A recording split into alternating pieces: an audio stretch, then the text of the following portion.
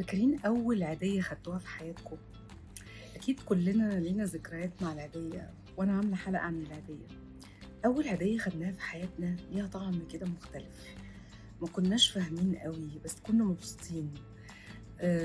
ما كناش عارفين هنعمل بيها إيه، بس كانت ماما بتاخدها. أنا فاكرة إن أول عيدية خدتها كانت مدى سعادتي إن أنا أروح على السوبر ماركت أو المحل اللي بيبيع لعب الأطفال. عارفين في العيد اللعب البلاستيك دي بتبقى كتيرة قوي غير اللعب اللي بتبقى عندنا، اللي هي الغالية اللي دايما بتبقى موجودة في كل بيت، أو اللي بتيجي في أعياد الميلاد أو الحاجات دي. لا، في لعب بلاستيك كده بتبقى لذيذة قوي.